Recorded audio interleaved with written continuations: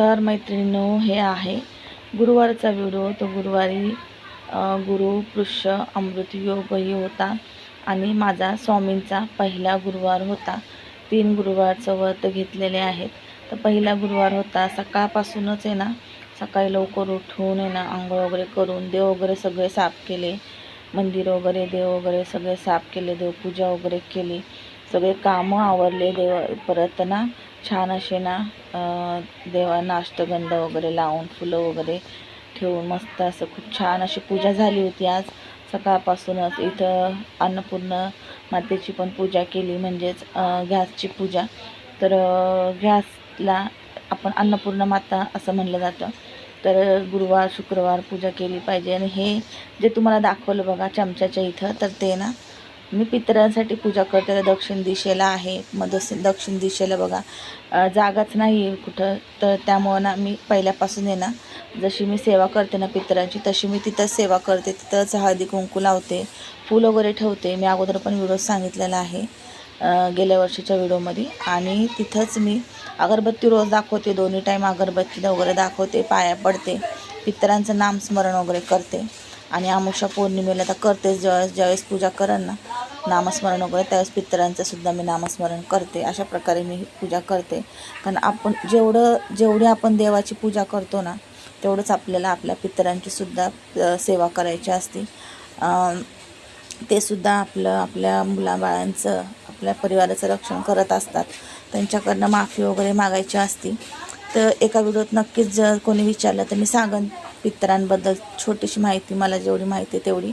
तर इथं बघू शकताय स्वामी ना, हे स्वामी तुम्ही बघताय. स्वामींचं रूप आहे ना एवढं, म्हणजे ना काय सांगू तुम्हाला, मला शब्दातून मला सांगता येत नाही आहे. मी व्हिडिओ काढत होते ना, मला पोथी वाचायला बसायचं होतं, पण खरंच अध्याय वाचायला बसायचं होतं. पण आहे ना बघा ना, मी व्हिडिओ काढत होते ना, पण स्वामींकडे ना स्वामींकडनं लक्ष हटत नव्हतं, तो फोन हटत नव्हता. एवढं स्वामींचं रूप भरून येत होतं ना त्या फोनमधून, असं वाटत होतं बघतच राहावं. आणि किती मोठा मी व्हिडिओ केला आहे बघा, काहीच नाही तेवढंच स्वामींचाच व्हिडिओ तेवढा मोठा केला आहे. आणि ना मी बघितलंच, असं वाटत होतं ना स्वामी आत्ता काहीतरी बोलतील माझ्यासोबत, आत्ता काहीतरी बोलतील. जसं जसं मी मोबाईल घेत होते ना इकडं तिकडं, तसं तसं ना स्वामींचे डोळे जणू मलाच बघत होते. काहीतरी बोलतायत, काहीतरी सांगतायत, हेच प्रत्यक्षात मला ना जाणीव होत होती. एवढंच तुम्हाला एवढ्यातून सांगायचं आहे. आणि बघा ना एकदम मस्त वाटत होते माझे स्वामी, मला सांगायला शब्द नाही आहेत. ज्यावेळेस मी पूजा करते ना स्वामींची, आणि जो मागचा फोटो बघताय ना तुम्ही स्वामींचा, त्या फोटोबद्दल तर मी काय सांगू. तो फोटो मी जेव्हा पण खाली घेते, पूजा वगैरे माझी असते ना, व्हिडिओ काढायला गेले का त्या फोटोतून माहीत नाही मला व्हिडिओच्या द्वारे ना मला साक्षात स्वामींच्या मागे दत्तगुरू दिसतात. हे असं दुसऱ्या तिसऱ्यांदा झालेलं आहे. आज पण झालं. तर मी व्हिडिओमध्ये हे सांगते तुम्हाला, असा माझ्यासोबत म्हणजे अनुभव येतो. आणि बघा स्वामी बघा किती सुंदर बसलेले आहेत, किती शांतपणे एकदम म्हणजे एकदम तृप्त होऊन बसलेले आहेत. बघा ना कसलीच हे नाही त्यांना, ते आहेत म्हणून आपण आहे. मला असं वाटतं मी तर त्यांच्यामुळेच आहे. तर काय करून काय नाही, मला असं होतं त्यांची ज्यावेळेस पूजा करते ना, मला या व्हिडिओमध्ये काहीच बोलायचं नाही, एवढं सांगायचं आहे की मला पूजेच्या वेळेस काय होतं माहीत नाही, काय करून काय नाही करू, पण जे काही आहे ते स्वामीच करून घेतात माझ्याकडनं. मला जायचं होतं आज स्वामींना आणायसाठी, पण एक प्लॅन आहे, तर नंतरच तुम्हाला कळन.